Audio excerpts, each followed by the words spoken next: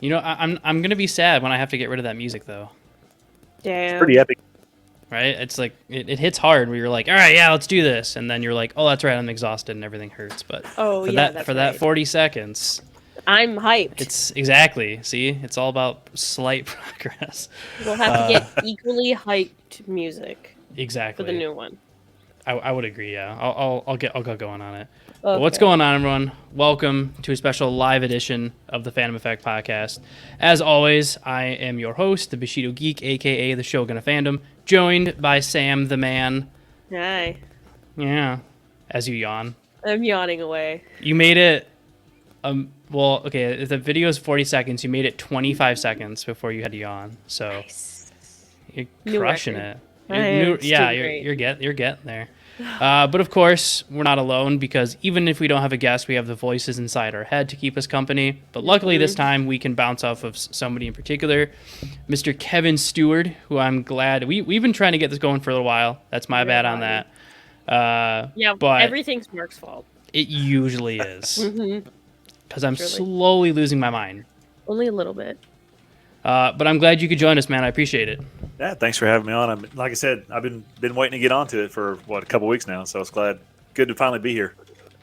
Yeah, no, and so what we're going to be talking about today, everybody, is a particular project that Kevin's been doing. It did end, but you can still support it in lots of different ways, because that's kind of the great thing about Indigo, Go, and like Kickstarters and stuff like that, is like even if you somehow miss the actual event, you're able to kind of go back and support it in different ways. And I got a feeling that a lot of you are going to love this, so I'm actually going to share my screen here because this stuff is pretty awesome. Oh, we're getting fancy now. We are getting fancy now. And then everyone can also see the fact that I have so many nerd tabs up. Oh my god, why do you have so many? Because I have things that I got to do. Go through all of them right now. Waste money on it. The first three, no joke, are like... Anime Heroes is releasing a new line of Saint Seiya figures for the first time since like the late 80s, mid 90s. Okay. And so I got one of those up. Red Hood's coming out with a new figure for Gotham Knights, so I got that pulled up. Okay. I got everything, you know. And then the new Yu-Gi-Oh card game came out on Steam, so I've been spending a lot of time on that. But it's not what we're here to talk about today. So I mentioned it earlier before we started recording, but I know particular a few people are going to love this kind of stuff because it at first glance you're like, wait, why is the Kool-Aid man trying to murder me? Wait, I don't remember that when I grew up. Like, this seems slightly different from the guy busting in through the kitchen wall, because this time he's doing it like with a knife and then killing you. This is the weird So Mandela there's- effect. So there's a little difference. So I'll kind of scroll through, but Kevin, if you want to like just talk us through what brought this project to light. Being a horror fan and growing up in the 80s, you know, the cartoons and all the pop culture that we had, I always liked putting things together and mashing things together and trying to come up with new ideas. And a couple years ago, I started messing around with just some like horror illustrations and trying to think of a way I could make something interesting. And I saw somebody on Instagram do something similar. He created a Halloween version of the Kool-Aid Man. It was a pumpkin that was merged with the Kool-Aid Man. I was like, that's kind of interesting. I wonder if there's a way I could maybe change that up and make it a little bit different. And that's when I decided to try out drawing the Leatherface version, the Cannibal Cherry Crush, which is at the very top. If you scroll up a little bit, you'll see it's on the right. Come on, keep And scrolling. I'm scrolling. There you go, right there. You scrolled too far. God. That's what you get. Shut up. So the Cannibal Cherry Crush was when I first designed and illustrated, and I didn't think about making a pin out of it. I didn't make a pin out of it until last year. This was actually a T-shirt design initially. I just wanted to try making some T-shirt designs, and this design worked out as a pin very well when I translated it over. So once I did that one, I went ahead and created the other three in the series, and it just kind of went from there. I posted them up on a couple of forums, and I got a ton of positive feedback, so I decided to try funding them and see how they work. And so far, they've done really well. Yeah, it seems like it.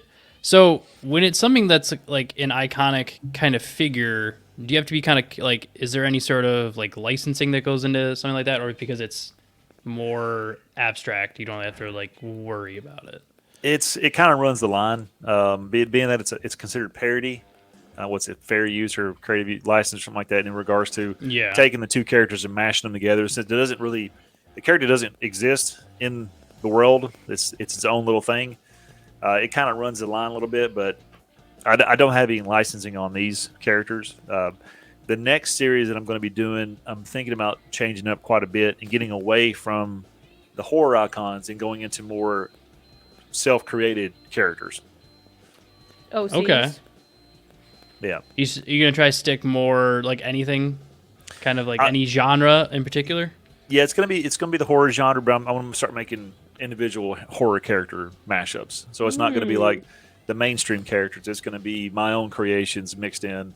So you got the slashers and the paranormal kind of villains. You know, I'll be creating those characters myself and mashing them with the Killer Aid brand. That way they'll be completely no questions asked, no issues whatsoever.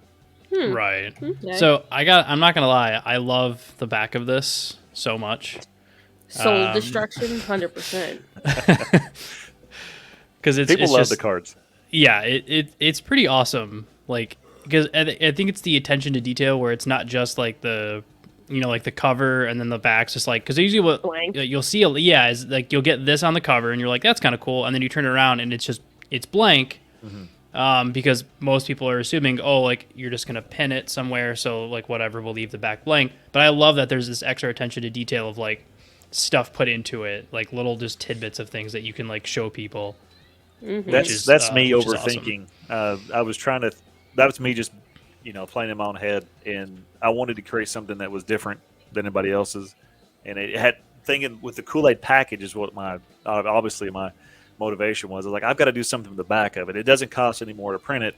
I've got to do something weird, and the backs came out. So each card is individual to the character, and they're all different. So they're tons of fun. Yeah, it's just it's like they're kooky, but at the same time, it's like they're just like it's different. Yeah, it's not something that you're seeing all the time, which I really like. If you're a fan of the Garbage Pail Kids, that's a lot of influence from that series back in the day. That makes sense. Oh yeah, man, I'm trying to remember that. It's been a long time. Do you not remember? You don't remember the Garbage Pail Kid? I do a little bit. Do you not remember the Garbage Pail Kids? Again, my mind is a blank, like destroying slate at this point. Because I think it's more of an insult to me showing how old I am, because I was like almost a teenager when those things were out.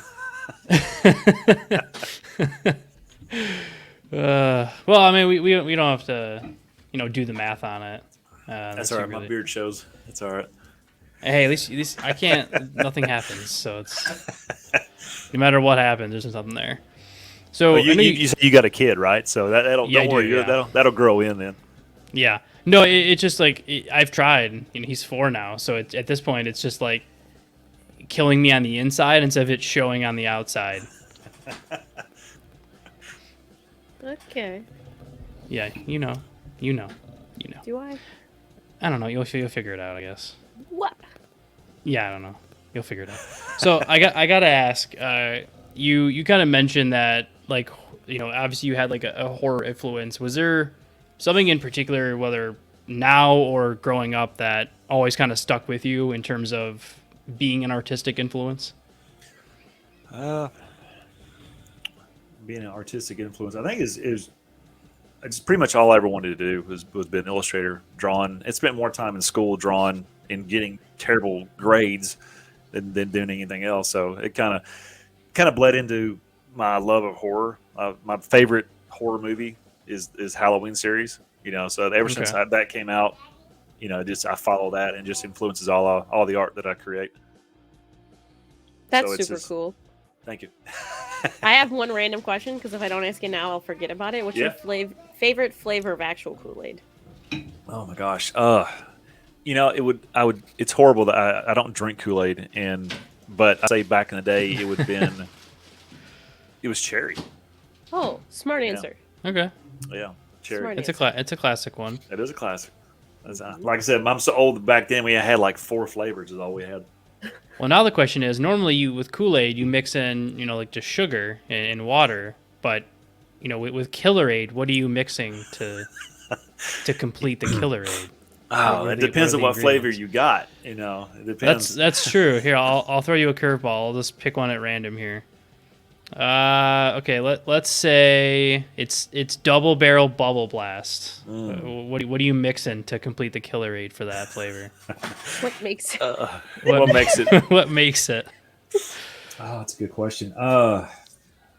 12 gauge rounds mixed in with malt liquor. That's what you're taking a shot of. Okay. Yeah. And what's that stuff you mix with margaritas? Tequila? Like flavoring? yeah, the margarita mix or whatever. Just margarita mix. Oh, is it? Okay, see, I don't drink, so there you go. So that's what I would make to make Double Barrel Blast, yeah. Okay. Got it. I like it. Got it. And see, now we know when. This is why we ask these questions, because now we know how to mix. So just I don't know why, but I have that thing, that live caption for Google, like turned on just for some stuff, and I don't know why, but it just picked up on the words 12 gauge, and that's the only thing that popped up real quick. So thanks, Google. That's listening to you, and now you're gonna get ads for 12 gauge. Some really weird gun stuff. Yeah. I can't wait. So is this? I can't remember. Is this kind of the first project of this type that you've tried doing, or have you taken like similar stuff in the past? No, this is the first time. This is the first project that I've really worked on in that regards. It's kind of done a lot of work in it, so I'm trying to think of new ways and new projects to come up with. But I spent a lot of my time on this particular series. Series 1 came out; it was really successful, and then I just like totally launched out Series 2, cranked all the artwork out for it. Even got some like special edition pin ideas set up for it that didn't get to come to pass, unfortunately. I may put those out later, but yeah, this is a big project and takes a lot of my time. I haven't really done anything else. Okay. I mean, I can definitely see it, like the artwork alone is a really high quality. So you can definitely see that the work is Very definitely detailed. behind it. Yeah. Thank you. I'm looking at painfully pleasurable Words. plum. Words are hard. Words are hard. That is a very detailed one. Oh yeah, that was a long one. That took several hours to get illustrated and drawn out. And that's actually the 3rd iteration of that particular pin. The first pin was completely red, and he had chains coming straight out, like he does in the movie. He's got the chains coming out with the hooks and everything. Oh yeah. That pin was actually going to have the chains connected to it, but it was going to be a ridiculous amount of money to get it printed. And I didn't think about it until later that the color doesn't make any sense. Painfully pleasurable plum is not red, and it doesn't really blend with the Hellraiser type character. So I went back and changed it 3 different times to get that final like purplish hue to his face, which I think turned out better. Yeah, it does look really good. So I have one question I always like asking, one out of pure curiosity, but 2 is we always try to help out people that are trying to undertake similar projects for the first time, whether it's from an advice standpoint or ways to start. So are you like self-taught? Did you go to school to learn how to draw, or was it one day you were just like, oh, look at that, I'm better than everyone else at this one thing? Oh. I have superior skills. Bow down before me. No, I did go to college. I did 10 years of graphic design school, art college, but I didn't really get that from the school. It's really just self-taught mainly. Everything I've done is either looking on to someone else's artwork and taking bits and pieces from it and just developing my own style. But yeah, I taught myself how to draw when I was about 12.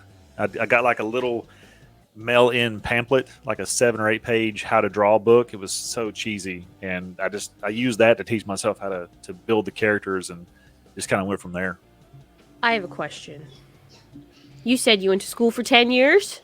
Part-time. It was. Oh my god. Yeah. It I was like 10 years. Sam had a quick heart attack. Believe me, it hurts. It hurts thinking about it. Honestly, it hurts me. Yeah, it was rough. It was rough. It was a good school. I liked it, but it I was more of an illustrator, so graphic design is fun, but I kind of wish I would have went to like an actual comic school, comic illustration school. Right. So do you?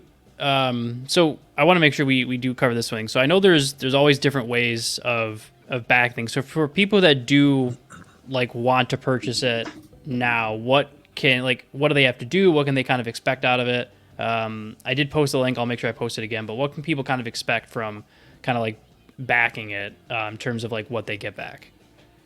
Depending on what they pick, what's available right now has already been printed. So I've already received them.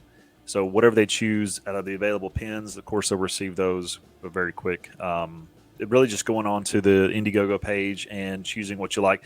The top seller was the Series 1. It kind of catches everybody up. You get the 4 pins plus a custom drawn sketch card of your choosing, your flavor. I do like a custom flavor. That's been a real popular rewards here. But right now, with everything that's available, you can choose. And I'm going to be releasing the next 2 pins in the series as we get more funds in, even though we've already met our goal. So people can keep pulling from this page. Okay, awesome. I was curious with that. So when I know you said you kind of like had changed some things up, kind of gone back, changed, redone some things. What would you say was the most challenging aspect of like getting this done? Probably creating the card backings, because they're so individual to the actual character, and trying to think of clever ways of making it interesting. The art was actually the easy part. It was the details in the back of the card was the hardest part. Okay. Because there's no set way to do it. You've got to come up with right. the information yourself, and it's got to be somewhat interesting, Yeah, which I mean they definitely are, but I get what you're saying, because the drawing is like if you know what you're gonna draw, you can draw and kind of get it done. But when you're going for like pure creative, just silliness, I guess you're just trying to figure out what is going to sound good but also look good in relation to this. Which, I mean, I just on the nutrition facts one that I showed earlier, serves to give us pleasure. Calories is pretty good. Which I definitely appreciate that. And I know we kind of talked before, but I definitely see a lot with this that you can do. Like, I think it's universal enough where I think there's a lot of different things that you can get done. Oh yeah. So what is, I guess, the next step? So we've got this one kind of under wraps for the most part, so to speak. Without giving, stuff away that's not been done yet, what's kind of the next step in this for you? Tell us your secrets. We're all friends here. Hey, I'm an open book. So I think the next thing I'm working on, I had a buddy of mine who has a 3D printer. He actually designed me a display rack for desktops and stuff. And it's kind of hard to show, but I might be able to show it to you here. This is the first thing I thought of after it was made, after I created these pins. Oh.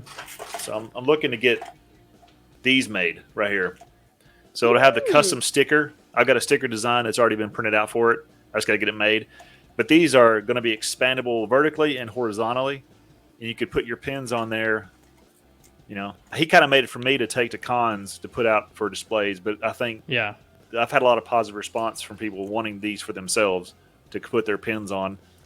So that's something nice. I'm working on. I like that. I'm so excited for those things. So you mentioned cons. Our favorite subject. Yeah. Are you going to any in the near future that people might be able to catch you at? Not yet. I'm wanting to do something this year. As soon as I do kind of schedule in, I'm going to definitely post it around. But I just haven't. I haven't done cons in it's been 5 years since I've done cons. They're different. It's crazy. Yeah. Well, especially now. Yeah. Yeah. I'm kind of dreading that whole thing, honestly, to go. Yeah. But yeah. We'll be at one in what, 10 days? 9, 8, 10. Not this 9. weekend. The next weekend.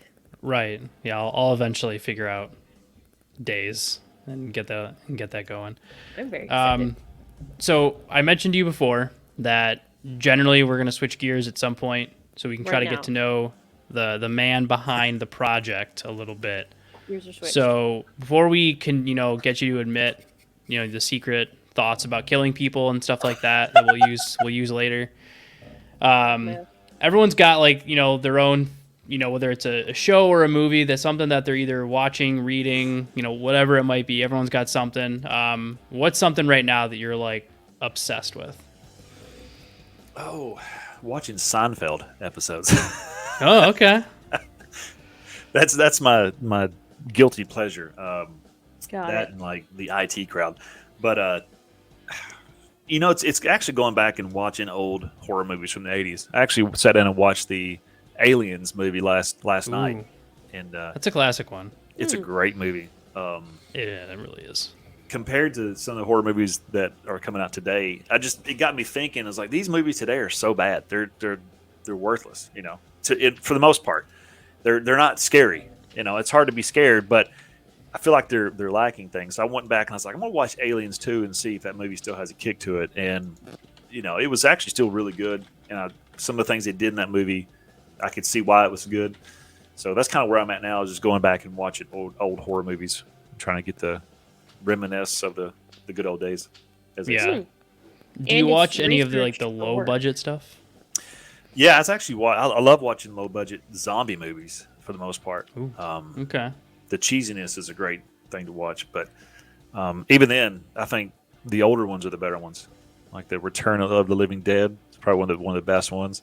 Of course, the Romero series were great, low budget. But a lot of the low budget stuff is hard to watch. It's too bad, too cheesy.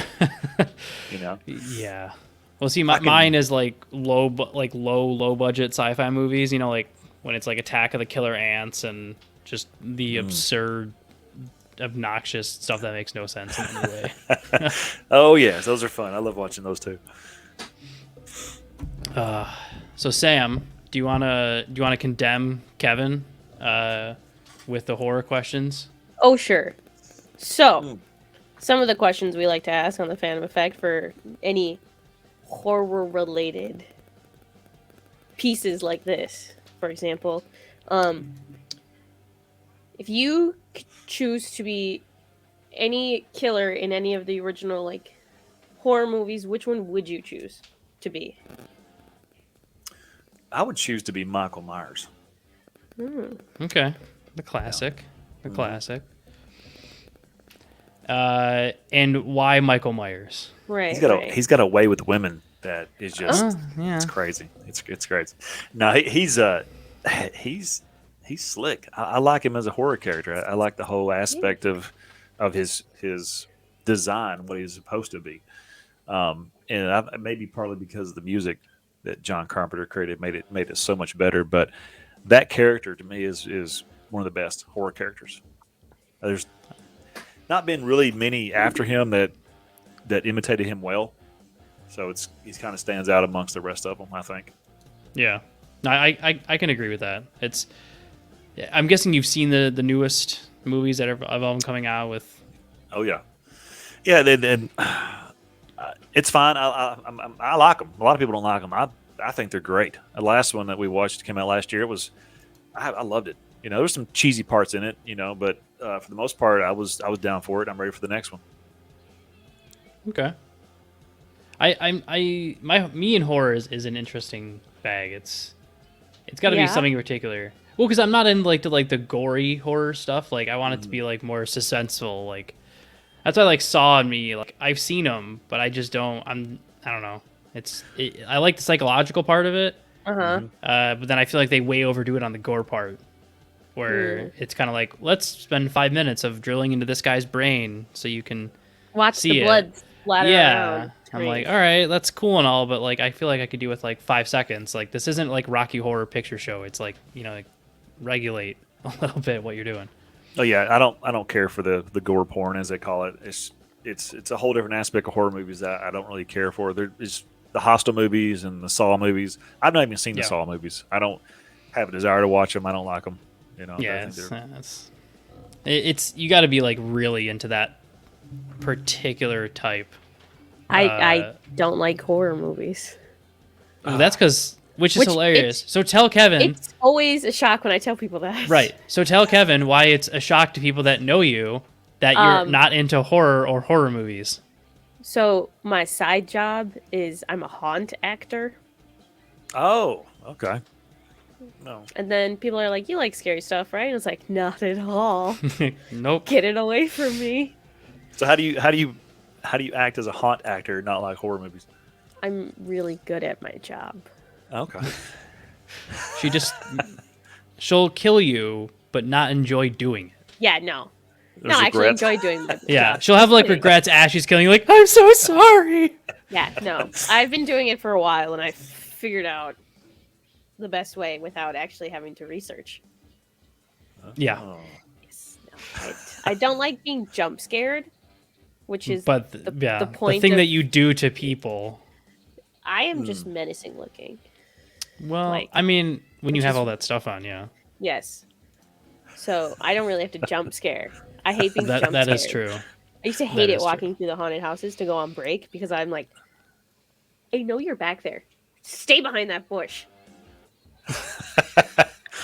Yeah, those jump scares are rough. That's what they're all about. Oh my gosh, they'll kill you sometimes. My wife. Oh yeah. We went to a haunted. Pun intended. Yeah. We went to a haunted house type thing in Gatlinburg, and it was really well done. It was a zombie like like a building, like a laboratory thing. You know, it's a maze you Okay. run through, and we're going through it. And I went by the window, and I knew what was coming out. And I turned around, and sure enough, he jumped out, scared my wife. My wife just laid out. She like fell to the floor, hands and knees out, completely into like a praying motion on the ground. Completely lost it, dropped her purse and everything. Oh And no. then she gets going, and he comes out and starts chasing her the whole way. And I'm behind it watching it because he didn't see me. I'm just like watching, laughing. She turns around and then sees him, throws her purse in his face, and like takes off running. So he has to chase her down to give her purse back to her. Oh, it was ridiculous. It was Which I'm it's sure such a, didn't help. He went from scaring to like, wait, ma'am, wait, He Trying to whoa, return your belongings. ma'am, your purse. He like tapped. She's like, "Here's your purse. You dropped it back there," and she just completely lost everything. I was like, Oh, I believe that. Oh Yeah. man, the only times normally I'm not a huge haunted house guy because they generally just do not scare me, and it's because I can't. I'll try to separate as much as I can that like I'm in a place where they can't actually do anything. Mm-hmm. But that's in the back of my head the whole time of like, there's really not going to be an envelope that they can push because it's not like I'm signing some 10-page waiver or something, which there are some crazy ones out there, which we talked about. I was where gonna you say, have to which sign, we've like, talked about in one of our Halloween episodes a couple where you have months to, ago. where you have to like But I sign. It's like a 40-page waiver, and you have to pass a psych eval. I think Uh, I've seen that one. To It was even on like get news, on the wasn't it? wait. Yeah, it's like Yeah, to even it's get like on the waiting list 10 to do hours it. long. Yeah, it's like 10, 12 hours It for the starts entire in one event. state and in a different one. Yeah, you end up in it's like 2-3 states What? like together. Yeah, it's like this Oh. entire event. But the last one I went to, the only part that got me a little bit You only was went to because one state, it was that's like fine. pitch black, and I just noticed something out of the corner of my eye, and I looked down, and there's this person literally crawling on the ground, just staring directly at me, like 6 inches away from me, and I had not noticed them crawl up to me and just stare up me. So I was like, oh, geez, all right, okay. All right, that one was pretty good. Credit to you for Kudos crawling to on the ground you. like that. You got So good you had to sign a joints. waiver because you were basically crossing state lines as an abducted person. No, I probably Yeah. probably it. We're legally not kidnapping you. We're just going across state lines. Yeah. This is legal We're just- kidnapping. We're just throwing you in the trunk. It's tying and completely, gagging yeah. you. Just get in the And trunk. wherever you end up, not our problem. Exactly. The perfect haunted house. Just Or check like the home. most lazy haunted house where you just put someone in a trunk, shut it, and then you just forget that they're there for like an hour, and then you come back and get them. You're like, here you go. Drive Yeah. around town, go to Walmart. Yeah. I'll get you. Yeah, get some shopping done. You Go to forget they're in there. Like McDonald's. every once in a while, you forget one person's there. You like open the trunk, put groceries in there, and you're like, oh, it's haunted milk, but don't spill it. And then I shut the clocked out trunk 30 again. minutes ago. Sorry, I totally forgot you were in here. You should probably go home. We're like nowhere near where we were too, so I don't know. gosh. Like just best of luck, man. Call you an Uber. Yeah. I'm not gonna pay for it, but I'll at least call it for you. Mm. So, I'm gonna repost this one more time. But so Killer Aid, inhumanely. I can't even do words at this point. You got it. I'm Refreshing, with you. yeah. Pins and Horror Returns. So it's 2 series. And I'm guessing people are. Can you get both, or is it like you can grab one or the other? Yeah, you can grab the complete first series. That is the first perk on the page. So you get the first 4 pins in the series in a custom card, and then there's 2 pins available right now from the second series that you can actually buy. And once we reach the $1,000 goal, I mean, obviously we've already done, but once we reach $1,000, I'm going to be releasing the next 2 pins as well in the series. Okay. We'll hit 1,500, and that should be the last pin in the series, and we'll be all done for series 2. Mm. Very nice. I see that the Series 1 and sketch card combo is on sale right now. Yes. Yep. We love a good bargain. That's right. Bargains are always the best. Mm-hmm. Well, I mean, at Nerds will, as soon as we mention, like, oh, I'm sorry, it's how much off? All right, you've convinced me. And done. Yeah, and done. All right, you've convinced me Take to my spend money. money. That's about all I needed. That's what I'm here for. Yeah. So whether it's one thing we always try to ask people is whether it's from an advice standpoint or maybe potential pitfalls to avoid for people that are indie creators, so to speak, that are trying to either do something similar in terms of like a starter or a Kickstarter or an Indiego, just try to something that they've got rattling around that they'd like to bring to the real world. What could you kind of like say to the people that are trying to follow in similar footsteps? If you're going to try to launch a product, make sure you have it finished before you do. I see a lot of people who launch Kickstarters, and myself included on previous one. If you don't have the product finished, don't do it. Don't do it. Because some people end up not making it, and I see a lot of products that never get finished.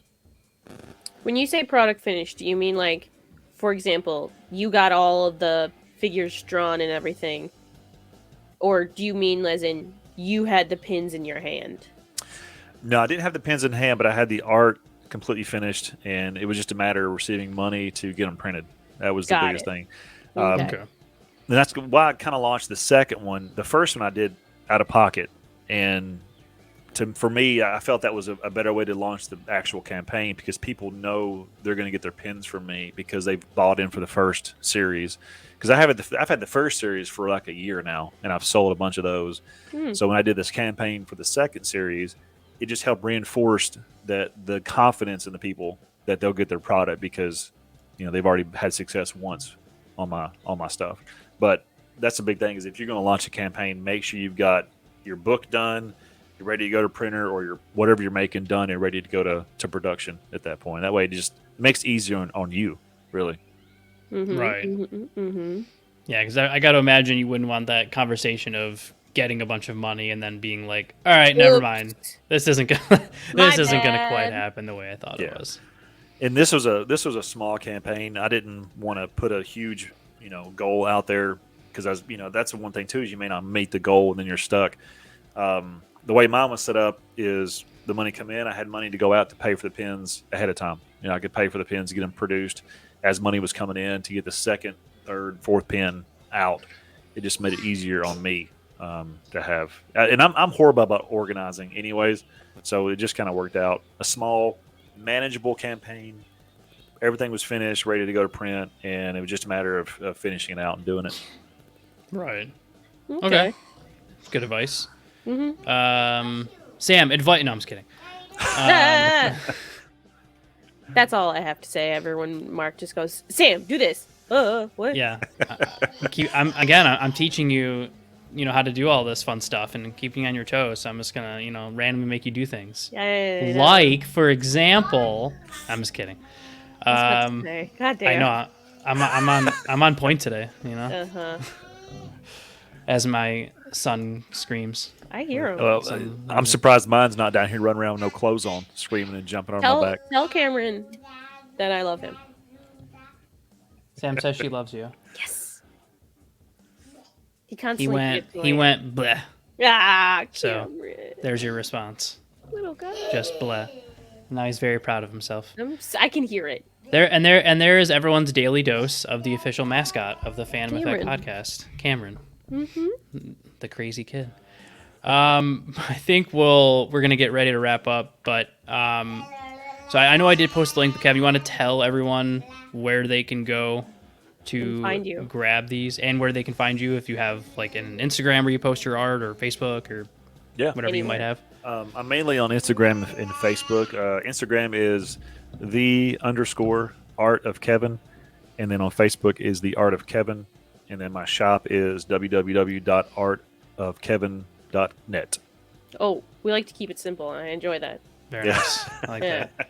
And I'll message you a little. I'll message you in a little bit to grab those again, just so I can make sure Sure. to post those in the description. Which, of course, as you guys are listening, know that anything that's mentioned will, of course, get posted in the description. And Sam, do you want to tell everyone the top places they can find us? Yes, they can find us at thefandomeffectfacebook.com. They can find us on the Fandom Effect Twitter account. You can join our Discord.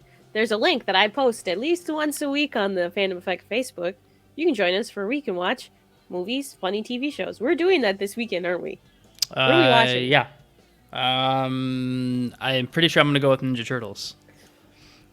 Okay. The original? Yes, yeah, the original, yeah. Join our Discord. You can watch the original Ninja Turtles with us.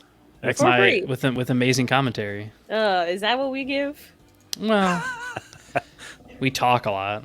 That's for sure. Words happen, and then just whatever happens after that is out of our control. Yeah. And then if you ever want to talk to us, you can email us at thefandomeffectpodcast@gmail.com. And there you go. And just make sure you check out That's it. the Teespring store. Again, just search for the Fuck, name. I forgot about that one. Yeah, it's all right. Okay. But just search for the name. Lots of big changes coming. We'll kind of keep you guys posted as it happens. But without further ado, we'll see you guys on the next edition of the podcast, whether it's live or every Wednesday when we post the episode. Bye. Say goodbye, Kevin. Goodbye, Kevin.